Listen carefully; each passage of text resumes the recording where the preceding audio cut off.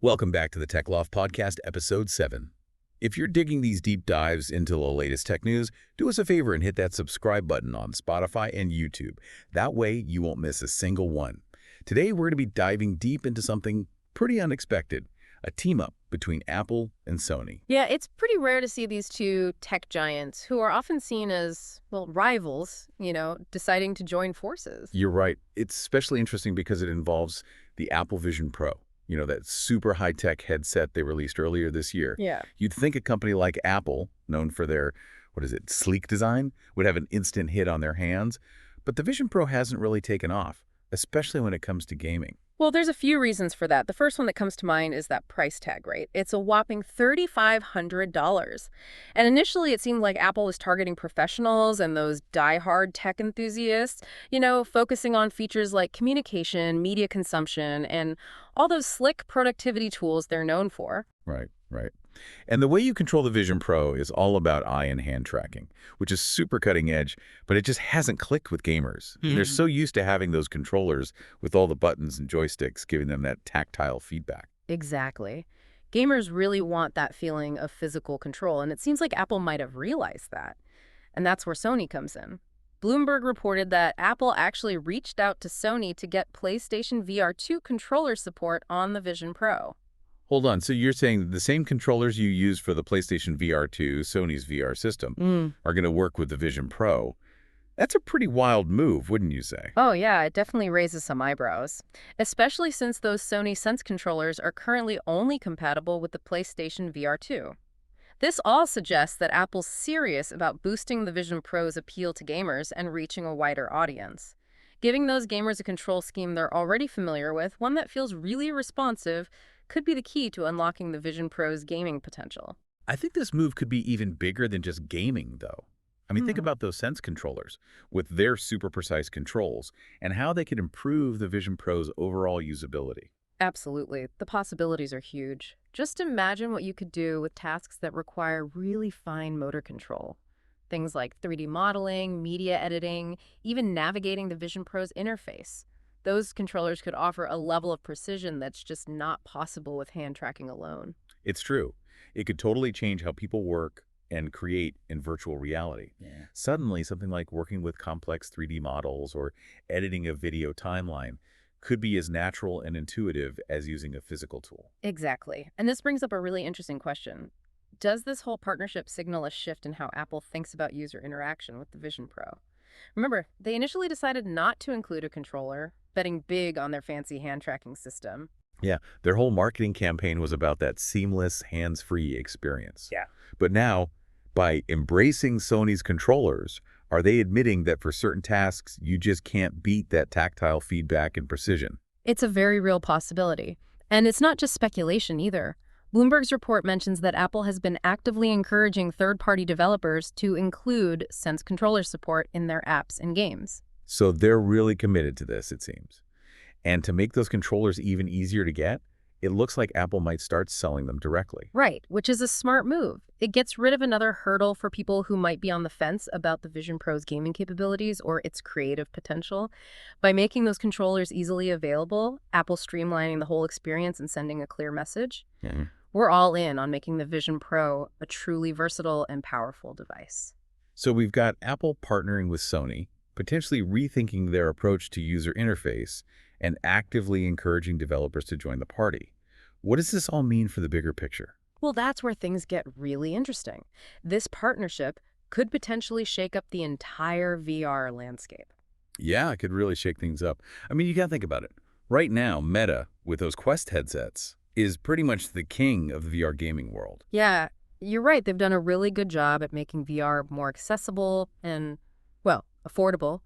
But could this whole Apple-Sony thing change that? Could they shift the balance of power, so to speak?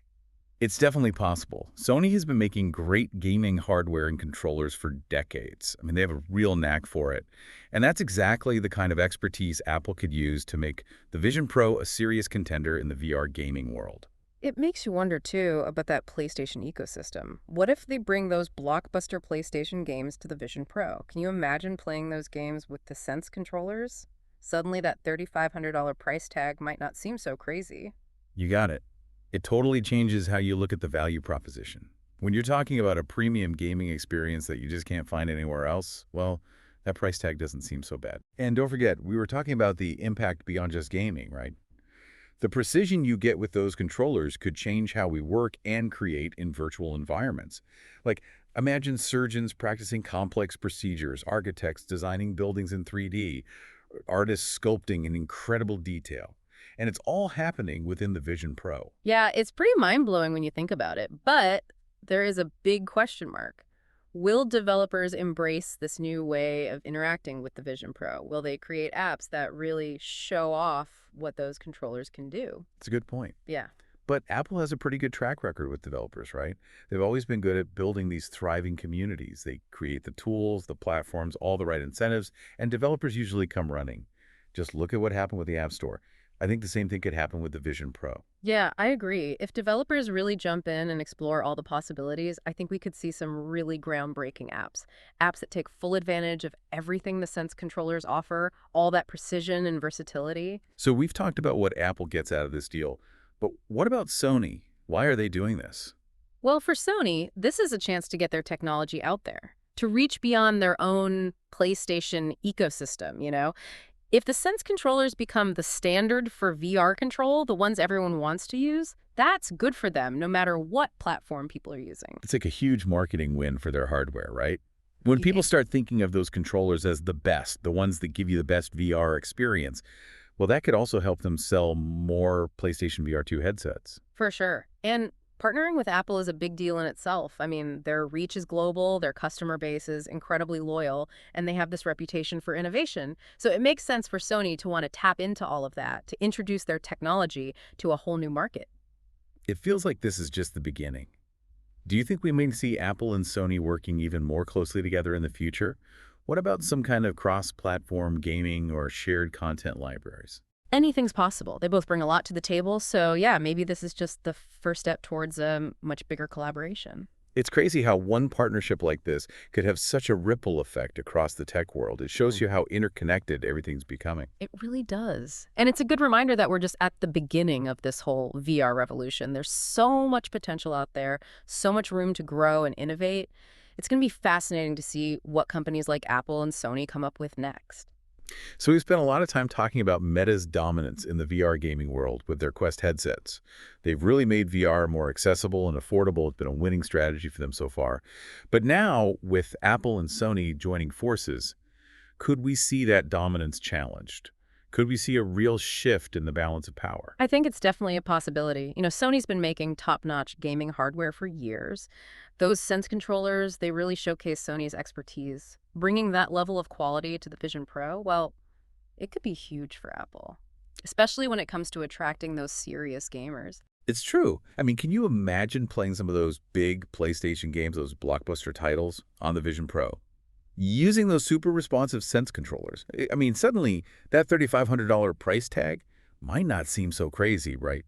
Especially if it means you get a truly premium gaming experience that you can't find anywhere else. You're absolutely right. It really comes down to the value, doesn't it? If Apple can deliver on that promise, if they can offer a gaming experience that's noticeably better than anything else out there, then that price tag starts to make a lot more sense. And let's not forget about all the potential beyond gaming. We talked about how those Sense controllers could completely change how people work and create in virtual environments.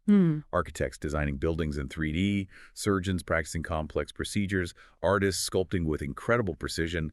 It's all possible thanks to the versatility and precision of those controllers. It really makes you think, doesn't it? The possibilities are immense. But of course, a lot depends on the developers.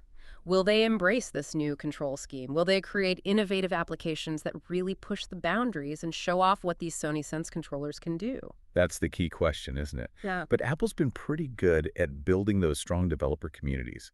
You know, they provide the tools, the platforms, they create the right incentives, and the developers, they usually show up. We saw it with the App Store, and I think there's a good chance we'll see it with the Vision Pro too.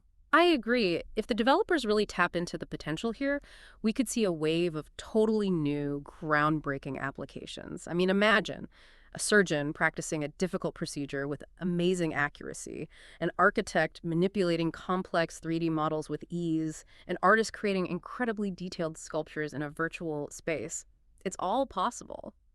This partnership, it's much more than just two companies coming together to make some controllers compatible with a headset, right? This could be a turning point, not just for Apple and Sony, but for the whole world of virtual reality. I think so too. It's a bold move, a calculated risk, but it's going to be fascinating to see how it all unfolds. It certainly is. And we want to hear from you, too. What do you think? Is this partnership a game changer? Are you excited about the possibilities of using PlayStation VR2 controllers on the Vision Pro? Let us know. Head over to thetechloft.com and share your thoughts. We always love to hear from you. And that wraps up Episode 7 of the Tech Loft Podcast. If you enjoyed this deep dive, don't forget to subscribe on Spotify and YouTube so you never miss an episode. Until next time.